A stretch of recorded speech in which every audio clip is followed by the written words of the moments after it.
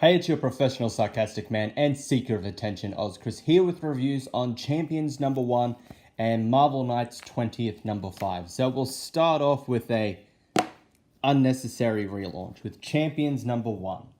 So this is still being written by Jim Zub, I believe. Yes, written by Jim Zub, artist Stephen Cummings, colorist. Time to butcher a name time. Marcio Meniz with Eric. I'm not even going to bother with the surname. Those are the color artists. Marcio and Eric are the color artists on this one. So I'll start off cover. It's not that bad of a cover. I like the action pose with all of the members of the Champions. The problem is the background is kind of bland. It feels like there should be something else in the background. Whatever, like buildings, the ships they use for transport. That it shows them all jumping out of that. But with this one, it's just the bland kind of background. Like everyone else is fine except for that, except for the background. So moving on to the story. So when society became disillusioned with its superheroes, the next generation made a vow to do better, to make a difference, to change the world. They are the Champions. And here's the incomplete list. I find that hilarious, as there is about, 1, 2, 3, 4, 5, 6, 7, 8, 9, 10, 11. There's about 11 members that are featured on the cover and are in the book. And more, I believe. Yeah, there's a couple there that are missing. So there is more, and they can only, 2, 4, 6, they can only put 8 of them, name them in the roster. They are named. We're given kind of slight introductions to who they are. So, Snowguard, Locust, Bombshell, Pinpoint, Falcon. Why is he still called Falcon? The only reason why Joaquin Torres was the Falcon was because Sam was Captain America at the time. So, get your own name. And several of the other members. So it starts off. They're all on three separate missions. So we got a group outside of Mexico. We got a group going to Japan, and then Miss Marvel and her group going somewhere else. And we get insights to each group getting their jobs done. So the Mexico team is stopping human traffickers. The Japan team is saving people from a tsunami or an earthquake. And Miss Marvel's team, we don't know because they don't actually show us. So that's the start. That's like the first half of this book is just a slight introduction to the teams. And then that's it. How each of them works and in those teams.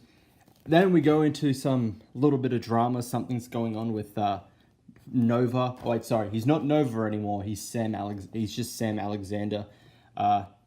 Something going on between him and Miles. Amadeus Cho is getting involved as well. We got something going on between Riri and Viv, and Miss Marvel being the leader. She wants to, as she says that Carol told her, as the leader, their problems are also your problems. You need to keep the team together, solve any issues, etc. So that's the main start to this issue. Wasn't that interesting, to be honest? It wasn't a bad comic. It just, to me, it wasn't interesting. And the thing is, this relies heavily on the previous run, the original number 1 to 27, I think it was. I don't know why Nova is now not Nova anymore. No clue about this whole beef with Miles or whatever. Or hardly any of these new characters. As I said, there is only kind of a slight introduction. By slight introduction, their real names and their superhero alias. That's it. So I'm guessing most of them were introduced in near the end of the previous run in order to be in this one, this Legion of Superheroes or Legion of Champions, as you would say. So, honestly, it didn't need to be relaunched if that's the case. If it's still gonna rely heavily on the previous run, this should just be issue number 28 or 29 or whatever issue the previous run ended on. This is just a continuation. It's not a new series. It doesn't justify why it should be a number one, why it should be at the start a relaunched series. So I'm giving this a pass. It did interest me, all heavy reliance on the previous run. So pass. So on to Marvel Knights number 5, the series that had 2 issues that had to do with the plot, and then 2 that had nothing to do with the plot because they were filler. Finally, we're actually back to the plot. So this issue is a story by Matthew Rosenberg and Donny Cates. Script for this one, Rosenberg. Nico Henricon is the artist. Laurent Grissat is color assistant. And we got the cover by Jeff Shaw and Rain Barreto. I like most of Jeff Shaw's covers. I'm not particularly a fan with this one. It's I don't know, it just doesn't appeal to me, but I'm not a fan of this cover. Art was okay for the most part. Coloring was okay for the most part. So getting back to the story, the group head to Kingpin's tower where him and Doctor Doom and every supervillain are working together. We don't know why. We still don't know why. But another person who's there is Black Panther. And honestly, you could have just used this to introduce Black Panther. Just have some little dialogue boxes. Just my name is whatever name he has when he had his memory erased. But I'm actually T'Challa, the Black Panther. Yada, yada, yada. I got my memories back, and I'm drawn to here. And look who I find, I find a group of supervillains. And he's saved by Daredevil and his team.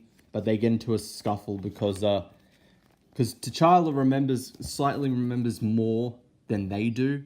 So there's a conflict between him and the Punisher. There's also a conflict between the villains as well, between Kingpin and Doctor Doom, and that leads to a fight between all of these heroes. Daredevil joins the fray to help stop. Elektra gets knocked out, not knocked out. She gets hit as well, and that kind of slightly ties in. I'm not going to spoil it, to how everyone got there. A slight clue to how it all started, how everyone got their memories erased. So, this wasn't a bad issue. The cover, the art, was not a fan of the cover. Art and coloring was okay. It was average. I'm glad that it's actually gone back to the story. So honestly, this could have just been 4 issues instead of 6. Cut out 3 and 4. This should have been issue number 3, to be honest. Like I said, slightly touch up that whole T'Challa thing. Maybe end of issue number 2, show the whole villains working together or something. Or even at the start of this, show that the villains are working together. The villains all have their memories, while all the heroes don't. So, yeah, honestly, there should have just been 4 issues. So that is it for these reviews of Champions and Marvel Knights 20th. Thank you all for watching. I'll see you all in the next one.